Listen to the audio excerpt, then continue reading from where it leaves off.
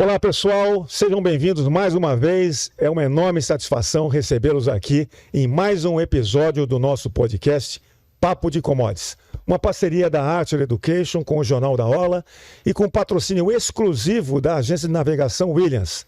A Williams atua desde 1880 nos portos brasileiros. Com sólida tradição e reconhecida eficiência no atendimento a todas as commodities em território brasileiro, a Williams mantém um compromisso permanente com a excelência operacional. Em constante aprimoramento de seus processos, a empresa procura oferecer o mais alto padrão de atendimento a clientes e parceiros da atividade marítima, apoiada por uma ampla rede de escritórios estrategicamente distribuídos nos principais portos do país. Hoje o nosso Papo de Commodities tem a satisfação de receber o Pedro Paranhos. O Pedro é o CEO da Evolua Etanol, a maior comercializadora de etanol do Brasil, 100% copersucar e responsável por aproximadamente 1/3 de todo o etanol comercializado no mercado nacional. Com mais de 2 décadas de experiência no setor de combustíveis e biocombustíveis, o Pedro passou pela ExxonMobil, pela Eco Energy nos Estados Unidos, antes de ingressar na Copersucar, onde atuou por 15 anos como diretor comercial e de operações. Ele é graduado em administração de empresas pela Universidade Cândido Mendes, do Rio de Janeiro, possui um MBA pelo IBMEC e formação executiva pela nada mais, nada menos que a Harvard Business School. Sejam todos muito bem-vindos, compartilhem esse episódio com quem vive, respira e acredite no agronegócio. Pedro, muito obrigado pela sua presença, foi um prazer ter você aqui, você que veio de São Paulo num pós-feriado que eu sei que é complicado. Também vamos dividir a mesa aqui com o nosso querido Antônio Resch, jornalista reconhecido do agronegócio, e o meu querido sócio Tarsilo Rodrigues, da Bioagência, que é sócio nosso lá na Archer Education. A palavra está com vocês. Olá, bom dia para todos. Bom, a minha palavra primeiro é a seguinte: Tarsilo, Arnaldo e Pedro. Nós estamos entrando na safra 26-27 de cana-de-açúcar, né? Isso quer dizer açúcar e álcool. E temos uma guerra que está complicando a vida de todo mundo. Norte a sul, leste a oeste, direita e esquerda. Essa guerra não tem polarização. Ela prejudica todo mundo. O que é que a gente pode esperar da safra com esse clima de guerra? Eu vou começar? Não, convidado, né? Podia começar. Pedro, deixar ele à vontade. Vamos lá. Primeiramente, agradeço o convite aí. É uma honra participar desse podcast com 2 referências do setor, Arnaldo e Tarsilo, para poder contribuir. O que está acontecendo, né? Foi uma surpresa em março e me remete muito a março de 22, quando também eclodiu a guerra de Rússia e Ucrânia. A gente começou a safra com o preço do petróleo passando $100 por barril, num ano eleitoral no Brasil, ou seja, o governo fazendo o máximo esforço para não repassar os preços de combustível proposto para a população, e o etanol e o açúcar no meio disso tudo. Então, acho que o mote dessa safra vai ser que preços de combustível a gente vai ter na bomba, com que paridade de etanol, e isso vai definir qual vai ser o mix de açúcar. Então, acho que essa é a principal variável a ser discutida durante essa safra. E diferente das safras anteriores, a gente tinha uma clareza de que o mix era mais açucareiro. Você pegar as últimas 3, 4 safras, não havia dúvida que seria um mix totalmente açucareiro. Nesse ano é diferente, porque os preços estão muito mais próximos e o ATR vai estar competindo entre etanol e açúcar. Então, acho que essa vai ser a nossa discussão aqui. E o etanol, se não me engano, em 22, ele chegou a negociar com 800 pontos de desconto em relação ao açúcar. Então, o cara tinha que maximizar açúcar mesmo. Não, é interessante, né? A gente passar uma régua aí, pouco mais de 30 dias antes de eclodir essa guerra, realmente a gente tinha uma situação bastante delicada no setor, né? Vai haver uma recuperação do canavial, não é exuberante, mas a gente vai ter um pouco mais de cana, entre 625 e 630 milhões de toneladas de cana, comparado com 608, terminando agora final de março, né? Então esse era o cenário. A gente tem um incremento da oferta de etanol de milho, pelas razões que já discutimos aqui, inclusive, nesse podcast, é um bom momento do milho, o custo de produção é menor do que o de etanol, estamos num processo de expansão. E os preços de açúcar se deprimiram, né? Nós começamos a safra 25, 26, 400 pontos de prêmio açúcar sobre etanol. E terminamos com 200 pontos de descontos açúcar e etanol. Não me lembro de ter tido uma safra assim, né? E ela, exatamente no meio, ali em setembro, houve essa convergência, né, dos preços, né? Então a gente estava num cenário ruim, né? Ao mesmo tempo que a gente tinha uma oferta pequena de etanol, que fez com que a paridade no mês de março subisse muito, né? Então tinha pouca oferta, eu tinha que ajustar essa oferta. A paridade estava dando sinais que em março chegaria a 72, 73, né? Ok, compatível com o estoque. Só que, na sequência, tínhamos uma safra grande pela frente. Seria extremamente negativo. O que acontece? Eclode a guerra, né?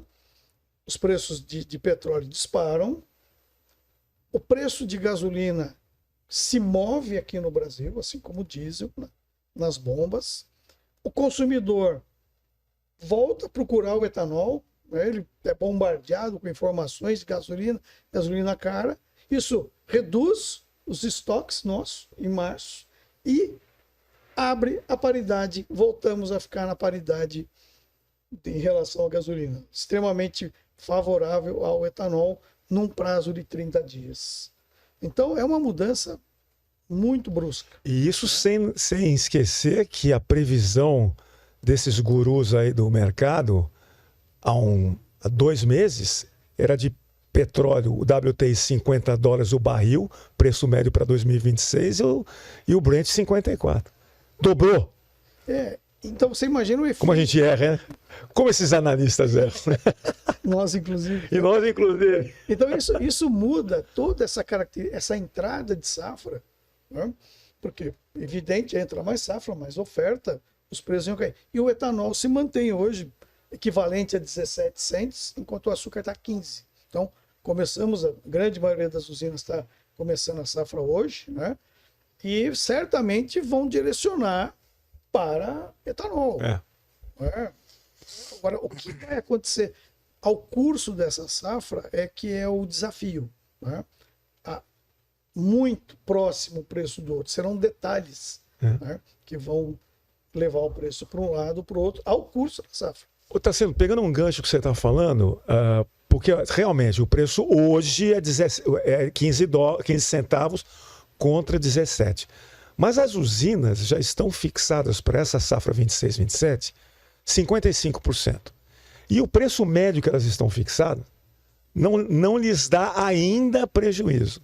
Então pode ser que a gente chegue lá para agosto, setembro, outubro e você veja uma melhora substancial do preço do açúcar, que vai ter que alcançar o etanol, né? Porque hoje a decisão não é eu vendo a 17 centavos ou eu vendo a 15, porque ela não tem mais para vender a 15, ela está fixada.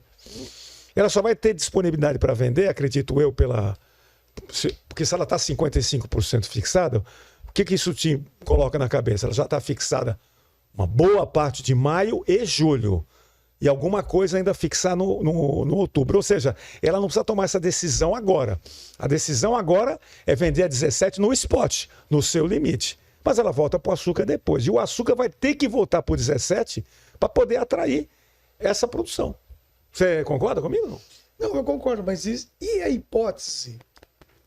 Porque nós estamos falando de uma commodity, é muito interessante. Nós estamos falando de uma commodity oriunda da mesma matéria-prima, que é o etanol e o açúcar. Etanol, nós controlamos aqui em mercado interno, né? Ou seja, pouca influência internacional, a gente conhece as regras de consumo, depois vou até questionar o Pedro sobre isso. Então a gente conhece a dinâmica do etanol. O açúcar é uma commodity mundial, né? A pergunta é, o mundo precisa de mais açúcar ou não, né, para a questão dos preços se moverem? A expectativa é perto de 40 milhões de toneladas de açúcar, com esse cenário de americana, que seria o terceiro ano consecutivo de estagnação da nossa oferta de açúcar. Então a pergunta é, 40 milhões, o preço fica 15, vai para 14 ou vai para 17? Né? Então esse que é o ponto. E ao mesmo tempo, ele se movendo, muda o mix de um lado para o outro. Eu resumindo aqui, essa safra, cada safra é diferente, a gente Total, sabe, né? mas essas safras têm 3 particularidades. Primeiro, uma guerra em andamento, né? Uma guerra mais recente, a outra da Ucrânia ainda em andamento. Segundo, ano eleitoral no Brasil. E terceiro, que a gente já não via há anos, como a gente falou, o preço do açúcar e etanol muito mais próximos, o que faz com que a sensibilidade de variação do mix seja grande.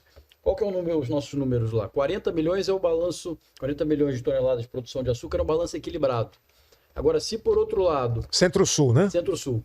Se por outro lado essa produção vem 39, já falta, o mercado já se desequilibra, já tem um déficit de 1 milhão de toneladas. E se essa produção vem 41, você começa a ter um excedente. Então o mercado realmente está muito equilibrado. O que vai ser determinante para definir o mix de etanol e açúcar vai ser o preço do combustível. É como é que a gente vai, durante esse ano eleitoral, com uma guerra em curso, com petróleo a $100 por barril, fazer com que esse preço repasse para a bomba e com isso abra paridade para o etanol hidratado que o Tarsilo estava comentando.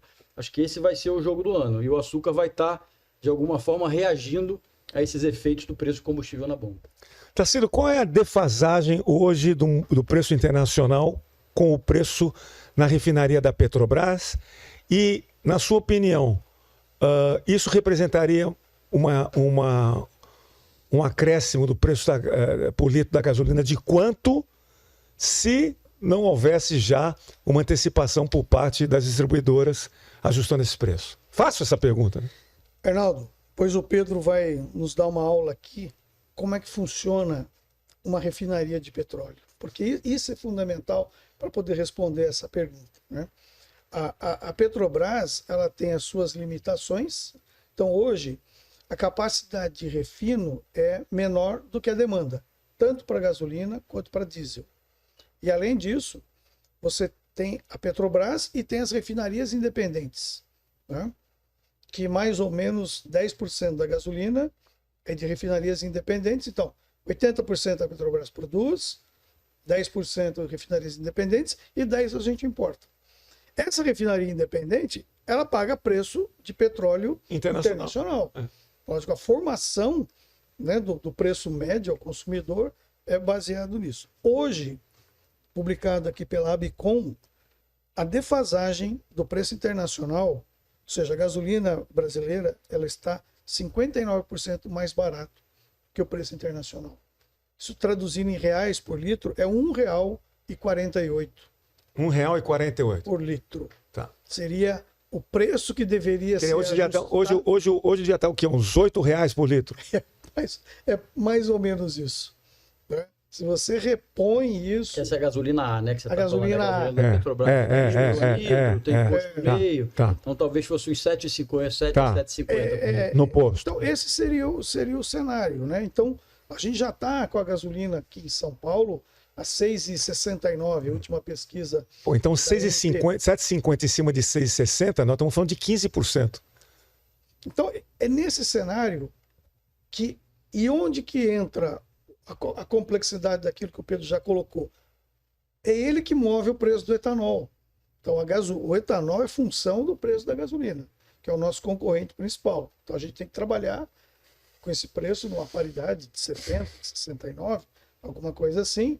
Então essa régua sobe o preço do etanol, sobe a referência equivalente em açúcar, e eu continuo fazendo o mix mais alcooleiro. Até quando esse efeito... O resto parece que sabe o dia que vai acabar a guerra, né? E falou, mas enquanto ninguém sabe, isso vai caminhando, né? E Tarsilo, tem duas questões aí, né? Acho que assim, uma é essa composição de preço da gasolina. Mesmo que a Petrobras não faça o repasse, que é o que aconteceu, não fez nenhum repasse, na verdade, desde o início da guerra, só no diesel, na verdade, teve uma troca com o imposto, né? Foi 30 centavos de imposto e compensou pelo aumento, mas na gasolina não fez nada.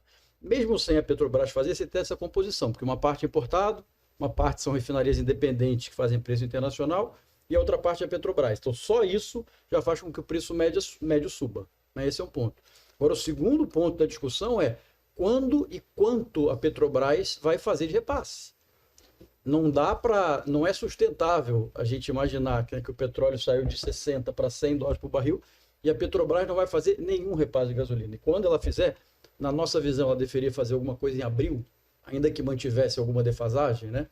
Talvez ajuste metade, talvez ajuste, né, um terço dessa diferença, mas quando ela fizer, aí esse efeito se potencializa. Porque além da ponderação das refinarias independentes, do importado e da Petrobras, você tem uma Petrobras com um preço mais elevado.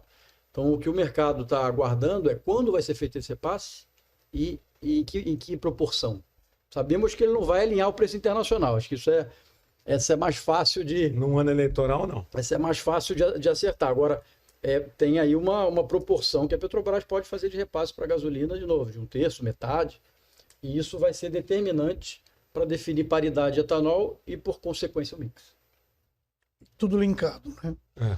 O comprador lá, internacional de açúcar, eu acho que ele está um pouco confortável demais diante de toda a complexidade que a gente tem do nosso modelo de negócio. Que essa flexibilidade que nós temos, né? Hoje, tecnicamente, eu conseguiria fazer até 38% de açúcar e o restante de etanol. Eu tenho destilaria, capacidade de Tem o destilaria. tanque para isso? Tanque já é um pouco mais complexo, mas a gente tem uma boa capacidade de tancagem. Tá. Porque a gente já produziu mais de 30 milhões de metros cúbicos de etanol de cana. O tanque não seria uma grande limitação. Não tem compromisso com o mercado de açúcar, quer dizer, consumo. Tal. Isso entra o que o Arnaldo falou. Tem um limite ali. O nosso consumo de açúcar, ele é 9 milhões de toneladas. Estou falando mundial. Ah, sim, claro. Mas aí entra o que o Arnaldo falou. Eu li recentemente que a Índia parece que deu uma diminuída na produção de Exato. açúcar. Não deu. Mas é o que o Arnaldo falou. Como é que a gente se compromete em açúcar? Nos últimos 3 anos, o preço de açúcar era tão maior do que o etanol que não havia a menor dúvida do que fazer na usina. E não só o que fazer. E você já previamente contratava físico, né? Contratava a sua entrega e fixava seu preço de acordo com o seu gerenciamento de risco. Então a gente entrava numa safra definido, um volume. Esse Hoje, ano não. Não, é o que o Arnaldo falou. Nós estamos em aberto. Porque a questão do compromisso é interessante que você colocou. Aí o comprador vai ficar sem açúcar. Se ele não pagar, ele vai. Não, você resolve. pagar. Como é que você resolve isso? Preço. É preço. Porque a hora que ele pagar mais que o etanol, ele vai ter todo o açúcar que ele quer. Porque nós temos flexibilidade. Só Segunda que, torneira lá. mas essa torneira, ela é uma luta contra o tempo. Todo o açúcar que eu deixei de fabricar maximizando etanol, eu não recupero mais. Né? Porque o nosso tempo de safra é limitado. E para pôr mais uma pimenta aí, tem um El Ninho chegando na nossa primavera. Então, por isso que eu acho que o comprador lá fora ele está um pouquinho confortável Muito demais. confortável. Eu já vi esse filme antes, hein? Nós vimos esse filme antes, se eu não me engano, em 2016. Todo mundo confortável. Aí pegamos 38 dias de chuva no Porto de Santos e aí o Basis explodiu. Não sei se você lembra disso.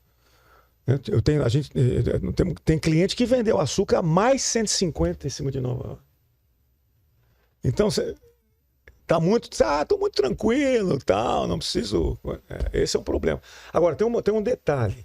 Enquanto agora nós estamos 55%... Agora, hoje que dia que é? 6 de abril. Enquanto hoje nós temos 55% das usinas já fixadas para a safra que está iniciando hoje, o ano passado era 83%. Era outro, 83% já estava fixado. Então, são coisas diferentes. É um ano completamente diferente, né, Pedro? Se você disser assim, você dizer, bom, vamos cravar aqui, onde que vai estar o açúcar dia 31 de dezembro? Não tem a menor ideia. Nem 31 de maio. Não, amanhã, 7 de abril.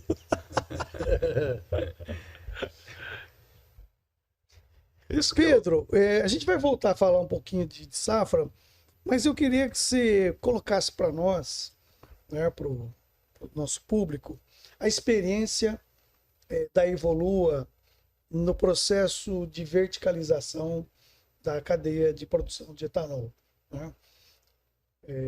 Queria que você colocasse a visão, porque é algo novo para nós, né? A gente já está acostumado. Visão de produtor, visão do distribuidor, e você operou uma cadeia integrada. E aproveitando também, Pedro, eu gostei do seguinte, outro dia alguém me perguntou, mas da onde que vem o querosene? Quer dizer, você vê como é que... A pessoa não é obrigada a saber que faz tudo parte de uma coisa só, que eu queria que você desenvolvesse um pouco mais pela curiosidade de quem nos segue. Está todo mundo perguntando, eu vou ficar com inveja também, vou perguntar. Se der para responder no final disso tudo, até de que maneira, se é que há alguma interferência, o etanol de milho atrapalha o setor de... Esse vai para uma outra pergunta. Você já mas já falei, para não perder a chance. Tá bom. Bom, vamos falar da integração da cadeia, que esse é um tópico interessante. E quando você pega a cadeia, existem basicamente dois modelos, né, com as empresas do mercado. Um, você foca na produção.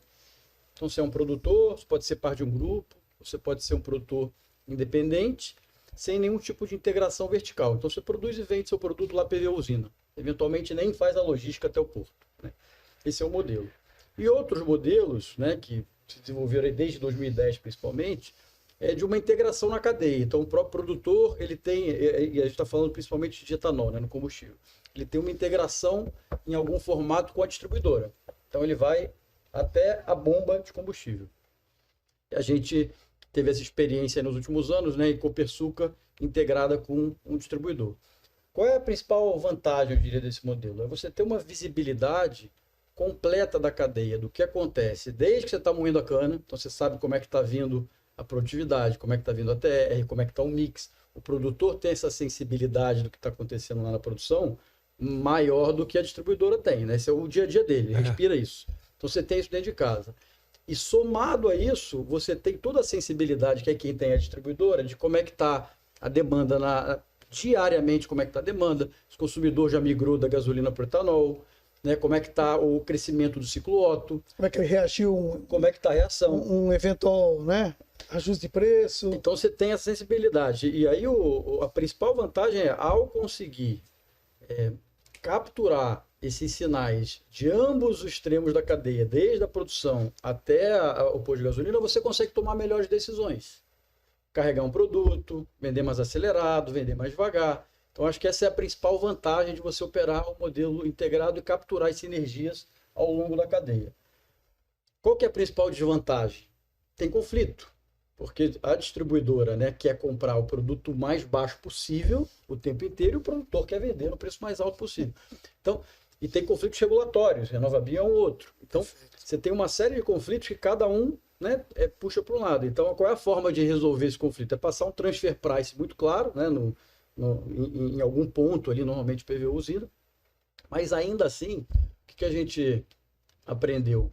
Que a margem da distribuidora é um negócio muito sensível. O produtor tem toda a margem de produção lá, né, por trás dos seus resultados. A distribuidora, a margem dela é muito sensível, é uma margem de markup. É muito mais uma comparação em como é que está o concorrente do que a margem absoluta, né? Então, ela está comprando sempre a mercado, vendendo a mercado. Então, qualquer mudança de resultado para a distribuidora é muito sensível. Então, acho que esse é o principal desafio, talvez, dos modelos integrados.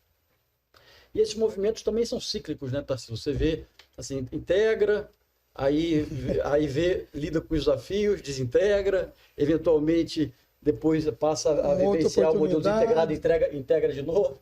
Então, eu diria que a gente já testou os dois modelos hoje, né? Evolua, depois de ter testado o modelo integrado, a nossa estratégia atual é focar na consolidação da produção. A gente acha que produtores comercializando juntos, definindo estratégia em conjunto ou soluções para os produtores, é o que tende a fortalecer o setor produtivo. E a Evolua é uma empresa de produtores, agora sendo 100% da Copersucar. Então, a gente tem focado muito em buscar soluções para os produtores, não só os produtores da Copersucar, que são 40 usinas, mas também os terceiros, né? Os terceiros independentes, fazendo serviços de comercialização, fazendo serviços de logística, ou eventualmente até originando produtos do terceiro com contratos como se fôssemos uma alternativa à distribuidora, né? Apesar da gente ser uma comercializadora.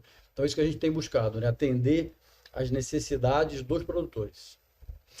E, Pedro, que você estava me falando, eu estava lembrando, isso não é inédito para a Copersucar. O que a Copersucar fez lá nos anos 2000? Ela integrou o varejo, né? Adquiria a Companhia União, né? A Copersucar é uma produtora de commodities de açúcar, ela assim comprou a Companhia União e integrou o seu açúcar das usinas com o varejo. E depois vendeu, depois desintegrou. Né? Depois vendeu para Camil, não foi isso? Vendeu para cá. Não. Beto Rezende Barbosa. Nova América. Nova América. Você vê que interessante. Que depois vendeu para... É o ciclo. Né? É semelhante, chegou até o varejo, né? Chegou até o ponto de venda. E qual que é o motivo dessa consolidação? Acho que esse é um ponto importante. O que a gente aprendeu na cana? O milho é um pouquinho diferente. Mas o que a gente aprendeu na cana? Que escala na produção de cana, ela não gera resultados superiores. Perfeito. Se tiver uma escala. Você pode ser uma usina muito produtiva, moer 2 milhões de toneladas de cana, moer 1,5 milhão, moer até 3 milhões, e ser altamente produtivo e produzir bem o seu produto. Você não precisa ser parte de um cluster ou de um grande conglomerado para você ser uma boa usina. 30 milhões de toneladas.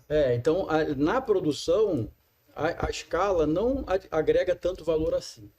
Agora, quando você vai da porteira da usina para fora, na comercialização, na logística, na exportação, aí faz muita diferença. Aí tamanho é documento. Então o modelo é justamente poder oferecer para produtores pequenos que são produtivos, né, e fazem bem a produção, a escala onde ele precisa, que é da porta para fora. Então o modelo da Copersucar é isso, o modelo da Evolua é isso, é conseguir agregar valor e agregar escala onde isso faz diferença, que é da porteira para fora. O que sai do espremer a cana é igual, não tem? Igual. É isso aí.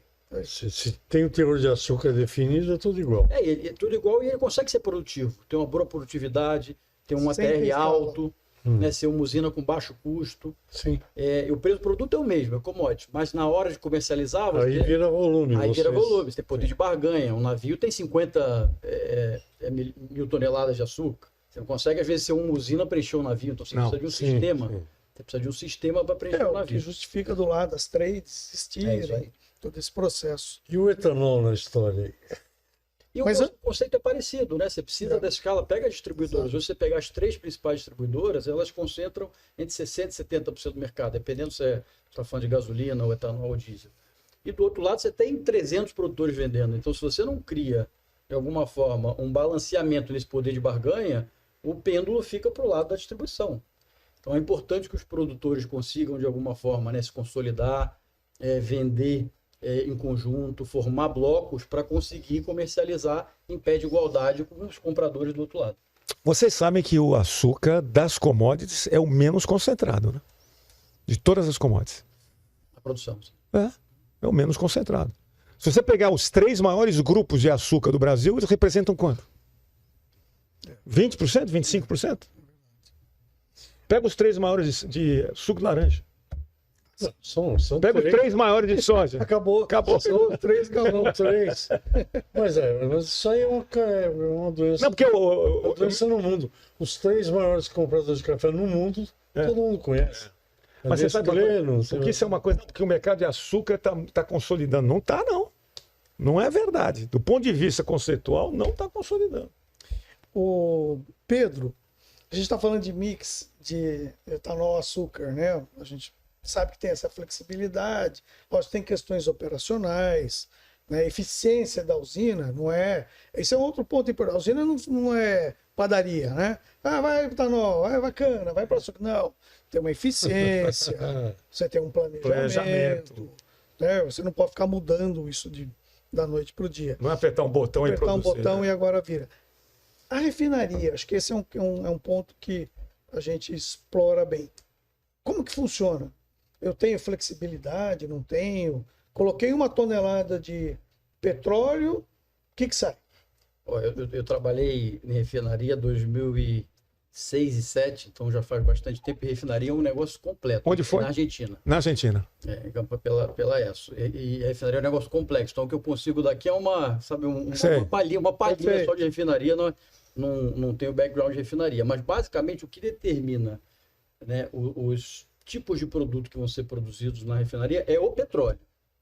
É a qualidade do petróleo que determina quais produtos vão ser produzidos na refinaria. Basicamente isso. Você pode ter várias configurações de refinaria, óbvio, que otimiza mais uma corrente, mais outra, mas basicamente assim, é o petróleo que determina o que você vai conseguir extrair de cada produto. Então, você tem petróleo mais pesado, você extrai mais diesel, você tem petróleo mais leve, você extrai produtos mais leves.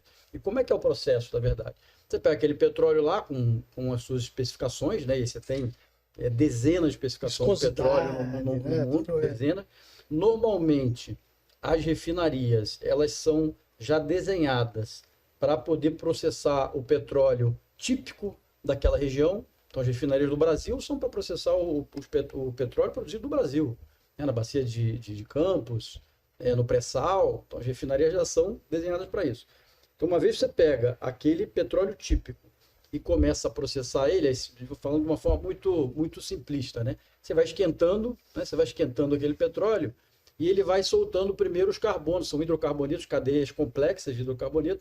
Você vai esquentando o petróleo, sai primeiro os gases, que são C3 e C4, então cadeias de 3 carbonos, 4 carbonos, né? Menorzinha. Você esquenta um pouquinho mais, sai as correntes intermediárias, que são as naftas, que é C5, C10, né? São cadeias de 5 a 10 carbonos. Você esquenta mais um pouco, sai o diesel, que é C10 e C20. Então, você, através do aquecimento, né, do petróleo e de outros processos refinos, você vai conseguindo extrair aqueles diferentes tipos. Então, mal comparando, é parecido com um mix, né, de etanol de açúcar, mas muito mais limitado, porque é definido pelo tipo de petróleo que a refinaria produz. A qualidade da cana. Tá, desculpa, o WTI é o mais pesado, né? Não, ou não? O WTI, na verdade, ele não é uma especificação, né? Ele é o da regional, ele é o regional.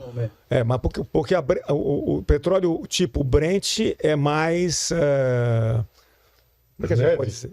Mais leve, Então, o Brent, na verdade, o WTI, ele é a localização lá, Oklahoma, que é basicamente o petróleo negociado nos Estados Unidos. West Texas. West Texas Intermediate, e ali pega todas as qualidades do Golfo do México, né?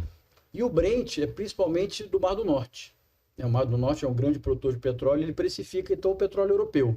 Essa é basicamente a diferença. WTI Estados Unidos, Brent Europa. Interessante. Entendi. Então, o que ingessa, né, Pedro, a refinaria, né? Agora que nós estamos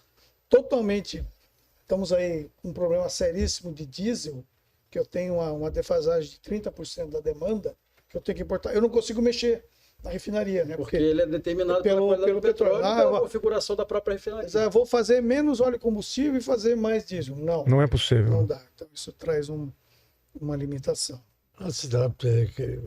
É físico a refinaria. Ela tem modificações para processar um tipo de petróleo que a outra não tem? Isso, exatamente. Não. Se acabar aquele petróleo, você vai ter que refazer a refinaria. É bem complicado. Mas a diversidade de petróleo é tão grande? Assim? Você tem de tipo de petróleo? Dezenas de qualidades de petróleo. É mesmo? Qual é o pior? Venezuela. Qual é o melhor? O pior é a Venezuela? Um dos piores. Tá. E o melhor? Muito, mas não presta. E o melhor? Mas aí... Não tem esse negócio de melhor. Eu vou dar um chute aqui, mas se me corrija. Já chutou debaixo da mesa. O que acontece? Se o petróleo da Venezuela é ruim porque ele é pesado ou viscoso demais, o que acontece? Ele é mais barato. Então, só que isso vai demandar na sua refinaria custo maior para refinar aquele tipo de petróleo. Tarsilo, vamos fazer um break e a gente já volta.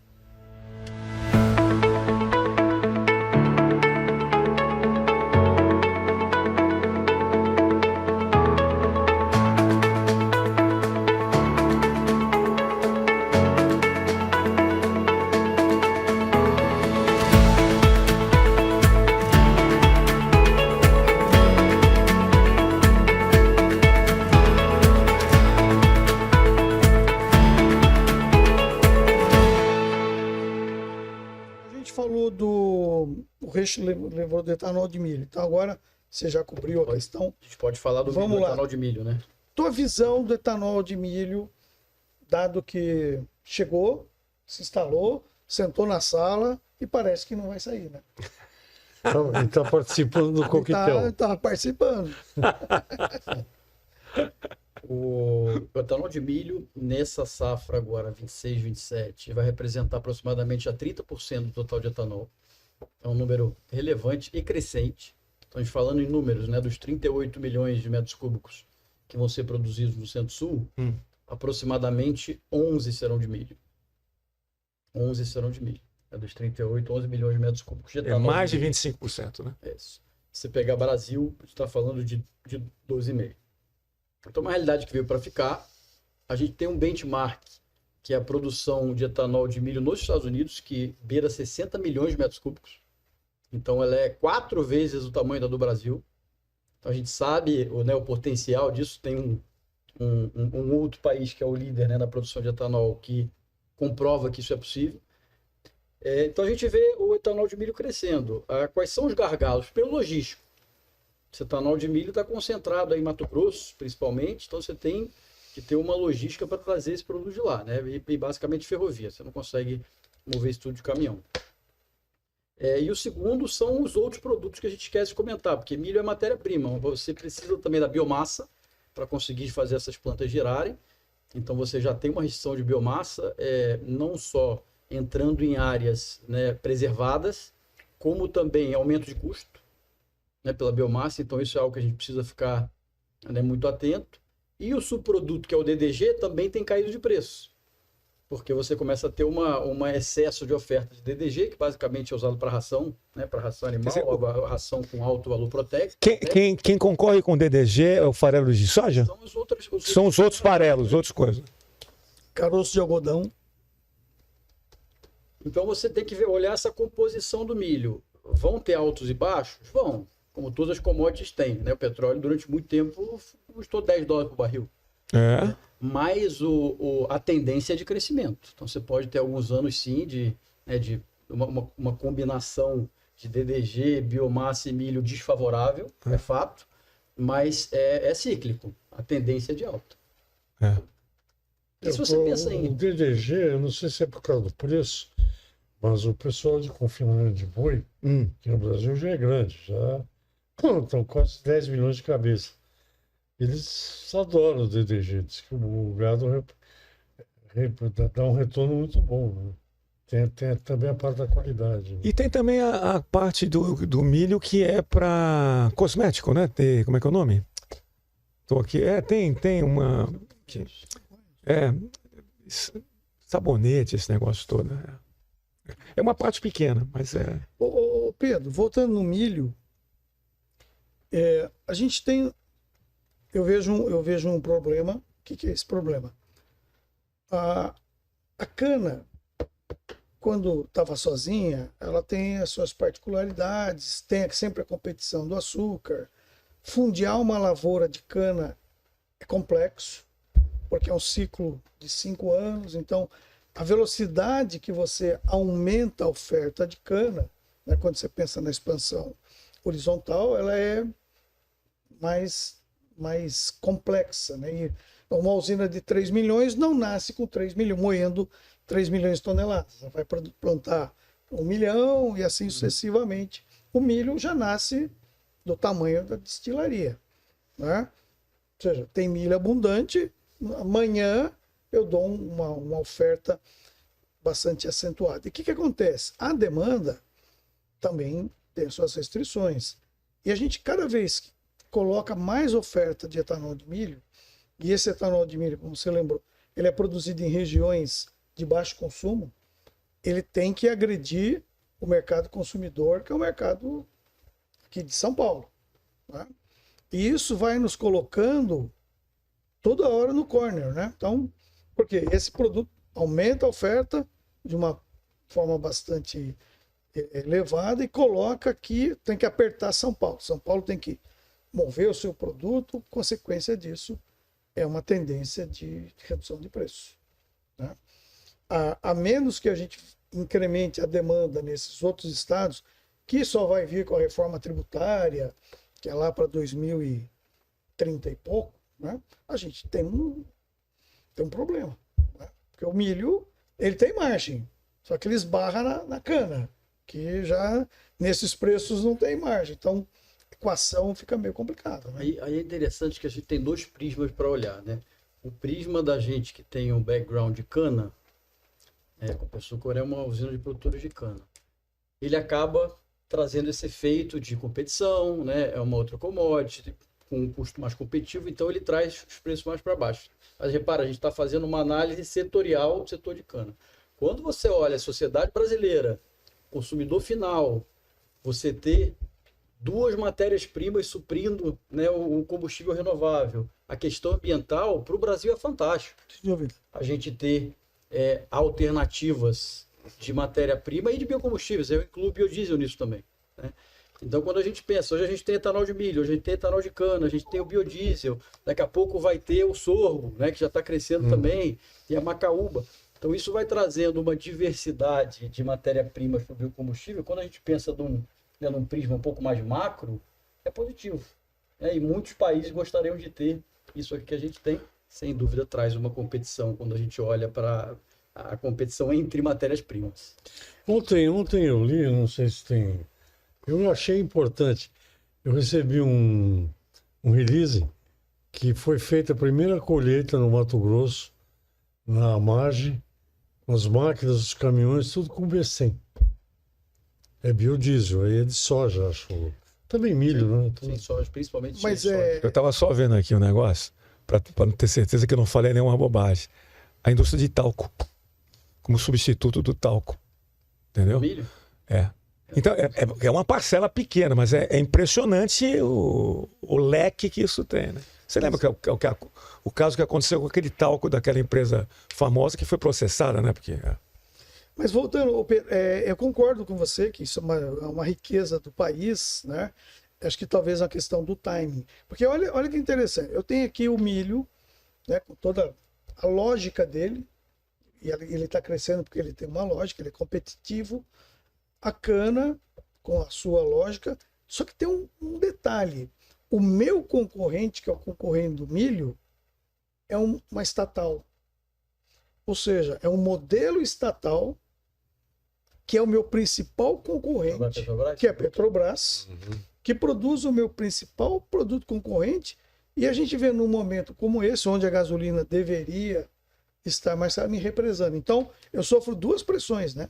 Eu tenho um cara que tem um produto mais competitivo e, ao mesmo tempo... custa mais barato. Que custa mais. Eu não consigo capturar todo o valor do etanol, porque tem um modelo aqui que me achata o preço. Isso é fato, né? Esse represamento da Petrobras, essa defasagem da Petrobras, principalmente num ano desse como ano eleitoral, coloca um cap, né? Coloca um teto, e aí em todos os tipos de etanol, independente da matéria. Por isso que a B3, por exemplo, como bolsa, não evolui. Porque ela não consegue refletir. Não, porque quem é que vai comprar ou vender contrato sabendo que você tem um cap ali que é baseado no preço da gasolina que é administrado? Não funciona. Que você não sabe. Isso não é governo de direita e de esquerda. São todos os governos. Enquanto a Petrobras não for privatizada mesmo, se é que nós vamos ver isso nessa encarnação ainda, não adianta, porque vai ser sempre usada como instrumento político para colocar lá um parça do governo de plantão para fazer o que tem que fazer, né? Agora, Tarcísio, você falou um ponto que é interessante, assim, a indústria, quando a gente compara as indústrias, né, a indústria de etanol de milho com a de cana, a indústria de etanol de milho, ela é basicamente um negócio industrial, né, uma unidade industrial altamente eficiente, que adquire a matéria-prima de terceiros, e o Brasil hoje produz 140 milhões de toneladas de milho, essas plantas todas em conjunto consomem 20. Então, não é nem 20%, né, do milho total do Brasil, ainda tem muito milho disponível para ser consumido. Nós somos o terceiro ou quarto produtor de milho? Terceiro. Estados Unidos, China e Brasil. Brasil, terceiro. Estados Unidos com 350 milhões de toneladas, China 250. Isso. Que coisa inacreditável. Brasil 140, mas crescendo. Se pegar potencial, o potencial daqui é alto. A cana, só para concluir, a indústria de cana é um negócio basicamente agrícola. A indústria só extrai o açúcar que é plantado no campo. Então a gente está falando de uma indústria, né, com as características de indústria de planta e otimização e ativo, e o outro uma atividade agrícola. Isso é o que traz uma complexidade adicional para a indústria de cana, né? Você está lidando com uma commodity agrícola. Agora, Pedro, veja bem, quando você falou que produz a China de milho? Milho, 250 milhões de toneladas. Né? E você vê que é o seguinte, a China, o crescimento de consumo na China de edulcorante cresce 1,1 ao ano. mais do que a média mundial, segundo o número que vocês deram lá no evento, que eu acho que o Mauro falou em 0,7, alguma coisa assim. 0,8. Então, ela, China, cresce 1,1. Aonde que ela cresce? Xarope de milho. Então, ela cresceu. Hoje, o consumo na China, embora seja pequeno comparativamente a outros países, o consumo na China hoje de edulcorante é 30% na mão do HFCS. Que é onde ela tem a disponibilidade. Né? Que é onde ela tem disponibilidade. É interessante, a gente fala que o açúcar é um mercado livre. Não é bem verdade, né? Um terço do mercado é livre. Tem que ser livre. A gente não vende para os Estados Unidos, não vende para a Europa. Não vende. A China coloca barreiras e assim vai. Então, olha a complexidade. Então, eu vou te colocar a pergunta. O CAPEX é muito maior, né, da usina de cana. Né? Daqui para frente, a gente pensar num greenfield, com todas essas limitações. O futuro, a visão seria o milho. Aí a pergunta, ok, o milho ele é abundante, mas a biomassa ele vai ter que gerar. Né? Eu acho que esse é o grande gargalo, porque não é só o milho que se interessa pela biomassa, né? A indústria de celulose, a indústria de suco, tem muito mais gente que também quer a biomassa. E parece que não é tão simples você produzir toda essa... Você falou dos Estados Unidos, mas eu acho que 100% lá é gás natural, né? 100% da energia é gás natural. Então... Tem a vantagem de não ter restrição de disponibilidade, mas a grande desvantagem da pegada ambiental. Né? Você pegar a biomassa, ela emite... Você faz uma cadeia integrada com biomassa, ela emite muito menos CO2 do que a planta com gás natural. Mas é um combustível fóssil para rodar. A pergunta é, dada essa complexidade da biomassa e o futuro, pensar na usina integrada de cana com milho parece fazer sentido, onde ela gera a própria energia e vai agregar uma destilaria de milho. Será que esse é o caminho? Então, a gente tem alguns grupos fazendo, né? Tem um grupo em Goiás fazendo o que as usinas de cana têm feito. As que fazem projeto de milho. Calcula o tamanho de uma planta de milho para conseguir utilizar o próprio bagaço de cana como energia, como biomassa, para não precisar ir no cavaco de madeira. Agora, o Brasil tem um potencial de área de exploração gigantesco. Para mim, o problema do eucalipto, né? Basicamente, a gente está falando de eucalipto, bambu, tem outras alternativas, mas esses são os dois principais para usar nas plantas de milho. Ele tem 7 anos entre você plantar e você poder colher. Eu acho que é mais esse lead time, esse planejamento de você plantar 7 anos antes, que não deu tempo, as plantas acabaram ficando prontas antes de comeram toda a biomassa. Mas ao longo do tempo, quando você for plantando, né, e fazendo esse planejamento, a gente tem disponibilidade de área para plantar o eucalipto necessário para que não entre em área preservada. De preservação. Então, acho que ao longo do tempo isso vai se resolvendo. Interessante. Hash. Pedro. Eu tenho uma pergunta que não tem nada a ver com o assunto aqui. Então acho que não vale a pena. Não vale a pena. Não, é uma Pode fazer depois que acabar. Copersucar. Copersucar. Originalmente era uma cooperativa. Só que ela nunca foi Copersucar, só para você ela saber. ainda é cooperativa? Não. Ainda existe a cooperativa, né? Existe a figura da cooperativa, que são 40 usinas com 22 grupos econômicos. O que se criou em 2008, Antônio, foi a Copersucar S.A., que é uma empresa independente, uma S.A., que comercializa todo o produto da cooperativa. Então, e por que se criou esse modelo? Foi uma forma de deixar o modelo mais dinâmico, atrair potenciais investidores, você conseguir fazer investimentos em ativos, porque a cooperativa tem umas regras muito específicas de cooperativa. Né? Se você sai... Se é ato cooperativo ou não é... Você deixa lá o investimento. Então, foi uma forma de, assim, tirar as restrições que havia, né? ou remover as restrições que havia no modelo de cooperativa para poder crescer. E daí que vieram todos os projetos, como a própria Alva, a própria Evolua, né? Investimentos em transporte, investimento, né, no exterior. Então, foi uma forma de deixar o modelo similar ao da cooperativa, que existe lá, mas um pouco mais dinâmico. Acho que esse é o principal, a evolução do modelo. A cooperativa ainda está lá, ainda existe. Ô Pedro, qual que é a sua visão nós estamos entrando na safra agora com uma oferta adicional de etanol, 3,5 milhões, 4, que a gente comentou no começo. A gente depende muito da reação do consumidor. O consumidor não é 100% racional como a gente gostaria, né? A gente que acompanha isso aqui todo dia, baixou de 70, todo mundo devia fazer, não, vou virar para consumir etanol, a gente sabe que não é assim. Mas nesse cenário, o que é a visão de vocês da Evolua? Até onde a gente vai ter que chegar, não no bottom, mas assim na média da paridade desse ano para dar conta desse volume adicional, desse excedente? Então vamos fatiar o boi aqui. Dos 4 milhões de metros cúbicos adicionais, a gente entende que dá para resolver com importação / exportação, porque hoje também é mais uma diferença dessa safra. Hoje, se a gente compara os preços FOB Santos com o preço FOB Houston de etanol ao longo da safra, o Brasil está mais competitivo que os Estados Unidos. Isso não acontecia nos últimos anos. Os Estados Unidos estava mais competitivo que o Brasil nos últimos 5 anos, pelo menos. Esse ano é diferente. O Brasil já começa a competir com os Estados Unidos no mercado interno. Então, a gente consegue resolver talvez uns 800 mil metros cúbicos desses 4 via exportação. Você importa um pouco menos também, porque o preço estando mais barato aqui, obviamente, não abre arbitragem para importar, então você resolve talvez mais uns 500 mil metros cúbicos. Vamos arredondar, 1 milhão você resolve entre mercado externo e externo. Perfeito. Dos 4, sobrou 3. 1 milhão é o crescimento do ciclo Otto. O ciclo Otto, que é mercado de gasolina e etanol somados, tem crescido aí 3 a 3,5%. Esse ano vai ser 3,5%. É um crescimento robusto. O ano passado foi 3,7%. É robusto o crescimento. E nesse ano agora que começa essa safra, né, que começa nesse mês, a gente está calculando alguma coisa entre 2,5 e 3. Então já consome mais 1 milhão de metros cúbicos só por crescimento de Otto.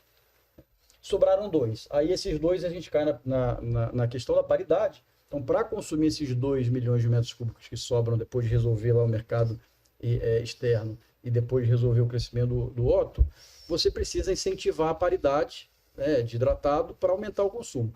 E a gente, no nosso cálculo, você precisa de 5 pontos percentuais de paridade adicional em São Paulo. Então, o hidratado, em vez de 70% médio, 65% médio de paridade, ou seja, o preço do etanol em relação à gasolina, em vez de 70%, ser 65% de São Paulo. Isso é suficiente para absorver esses 2 milhões de metros cúbicos a mais e assim fecha o balanço. Para o consumidor é interessante porque significa preço mais baixo. O E30 está aí? O E30 já está, né? O 32 já está. Não. O 32 não. Mas essa régua, ela vale para os outros estados também, né? Quer dizer, quem está 72 vai para 67, quem está 75 em média 5 vai para pontos 70, percentuais. 5 pontos percentuais. Se eu cortar no país todo, eu consigo Você consegue absorver essa demanda. Aí a dúvida que é a nosso, né, a conversa aqui no início é paridade de 65 ou 70 de que preço de gasolina? Aí depende do que a Petrobras vai fazer. Mas é execuível baixar os 5% para todo mundo? Não, né? Isso é uma que é mercado. Ele vai baixando Arnaldo, o mercado funciona. Isso que eu digo. O mercado de etanol é cartesiano. Você tem lá os seus modelos, você baixou, ele tem um timing de resposta, né? Nós estamos sendo beneficiados por esse evento do final de março. Porque o cara vai no posto e vê o etanol muito barato. Antes de entrar na safra, a paridade foi abaixo de 70. Ela foi para 68, alguma coisa assim. Então isso já tem um efeito. E outro mais importante, Pedro, há de concordar, a diferença absoluta de R$2. A gasolina é 6 e alguma coisa, ele nunca sabe certo. E o etanol é 4 e alguma coisa. Pronto. Etanol. São R$2. Etanol. Porque e não é uma verdade absoluta. Não, mas isso funciona. Então, 6,66 e 4,66 dá uns 70%. Pois é, não, acho que dá menos. Acho que dá um pouco menos. Dá um pouco menos. Mas então a gente está, eu acho que está sendo positivo, né? Esse movimento da gasolina na bomba. E a gente vai entrar. Então, quanto mais rápido o consumidor der a resposta e ele voltar, né? Porque a gente judiou do consumidor nos últimos anos, né? Por conta de ter mais preço de açúcar, nós fizemos menos etanol e fomos no limite que a gente podia exaurir da bomba. Foi natural, né? Teve safra que deu média de 72, a paridade. Né? Mas o consumidor volta, ele tem que pagar um pênalti. A gente tem que pagar um pênalti para trazer ele de volta. Mas ele vem sim. Eu acho que tem E a gente tem a grande vantagem no Brasil de ter essa demanda de etanol rejeitado, uma demanda elástica a preço. Muito. Nenhum outro país tem essa elasticidade, porque você normalmente usa o etanol como mistura da gasolina. Então, sua demanda acaba sendo uma função da gasolina. Como é o nosso anidro aqui? No Brasil, o fato de a gente ter uma frota flex desse tamanho, com 90% da nossa frota de veículos leve é flex, a gente pelo menos tem essa elasticidade na demanda. O que significa isso? A preço mais baixo, a demanda aumenta. A preço mais alto, você corta a demanda. Então, isso, de alguma forma, acomoda qualquer excesso de produção que haja. Pode ser preço mais baixo, é verdade, mas pelo menos a demanda é absorvida. Me conta uma coisa, vocês, no começo do programa, falaram que a safra vai ser maior, 625. Tem todos os números que você quiser, de 625 a 640. Mas o número de vai ser você, maior. o número de você é Vai ser 630. Passou os 500 e tanto. Já. Hoje nós estamos no... Agora, e quando é que o ATR, você só sabe quando... Quando põe a máquina lá. Eu ia te perguntar isso, qual é o ETR que nós estamos usando para... Queria saber se tem ideia do que...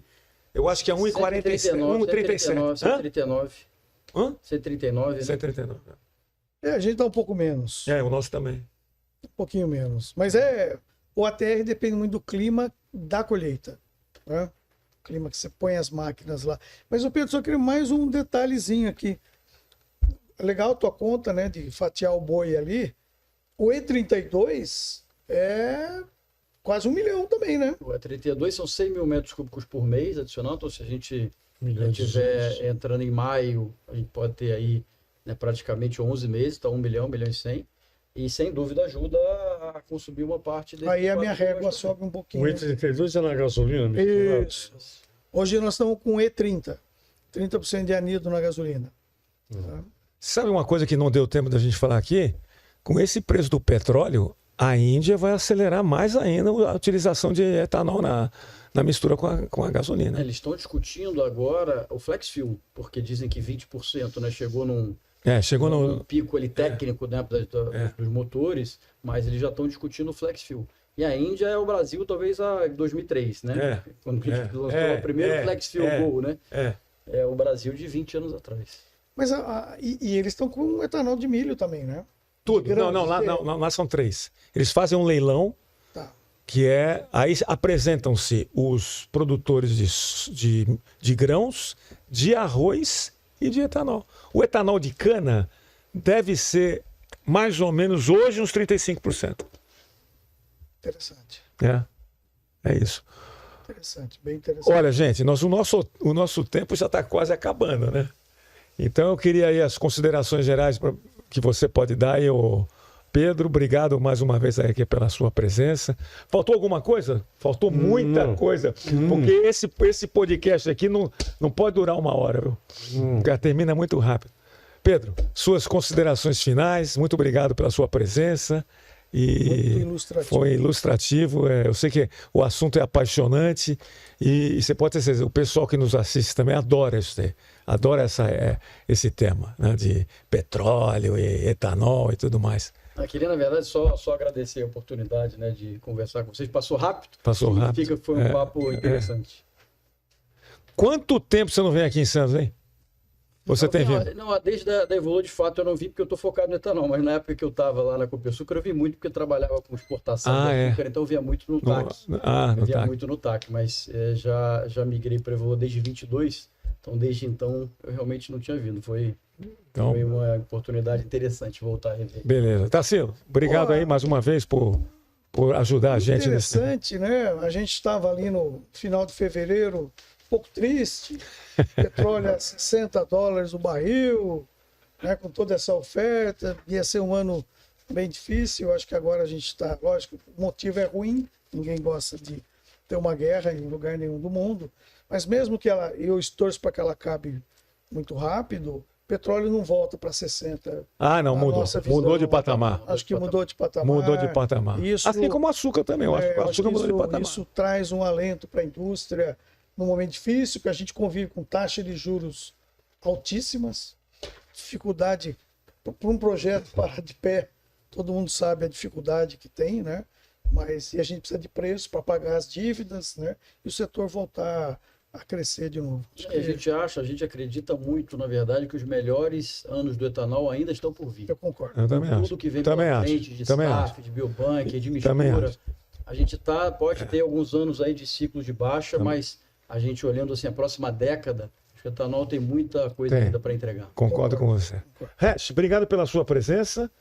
E, pessoal, até o próximo podcast, o mês que vem. Obrigado pela audiência que vocês dão ao nosso programa aqui. Um abraço.